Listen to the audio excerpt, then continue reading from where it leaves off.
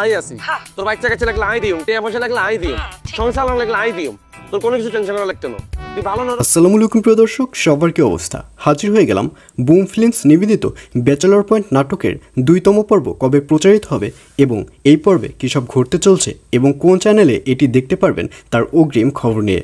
Alright, 2তম পর্ব আসলেই কেউ মিস করবেন না, কারণ আপনারা অলরেডি ব্যাচেলর পয়েন্টের 1তম পর্ব কিন্তু দেখে ফেলেছেন এবং সেখানে দেখতে পেরেছেন শিমুল বাজারে গিয়ে যে 20,000 টাকা পেয়েছিল সেটি কিন্তু এখন আর শিমুলের কাছে নেই, সেটি কিন্তু পলাশ নিয়ে গেছে।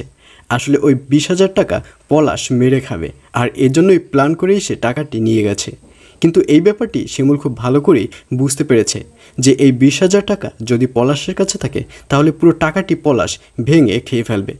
আর এজন্যই শিমুলকে দেখা যাবে সে এবার হাবুকে ধরবে এবং হাবুকে বলবে হাবু যদি ওই 20,000 টাকা শিমুলের ম্যানেজ করে দিতে পারে তাহলে শিমুলের যে একটা গার্লফ্রেন্ড রয়েছে তার সাথে হাবু ডেটিংয়ে যাবে, অর্থাৎ তার সাথে হাবুকে ডেটিংয়ে পাঠিয়ে দেবে।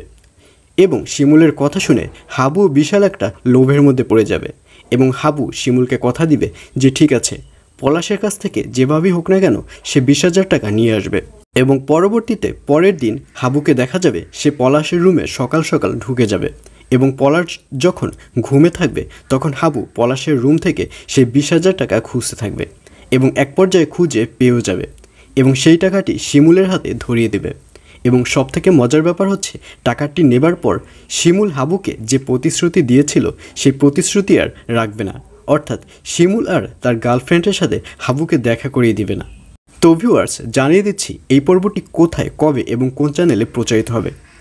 ব্যাচেলর পয়েন্ট নাটকের 1 থেকে এবং শেষ পর্ব পর্যন্ত আপনারা শুধুমাত্র বুম ফিল্মস ইউটিউব চ্যানেলেই দেখতে পারবেন এবং এটি প্রচারিত হবে আগামী 12 তারিখ অর্থাৎ 12ই জুলাই শনিবার রাত 7টার সময় শুধুমাত্র বুম ফিল্মস ইউটিউব চ্যানেলে। তো ভিউয়ার্স, ব্যাচেলর পয়েন্ট নাটকের সিজন 5 আপনাদের কাছে কেমন লাগছে অবশ্যই কমেন্টে জানিয়ে দিন।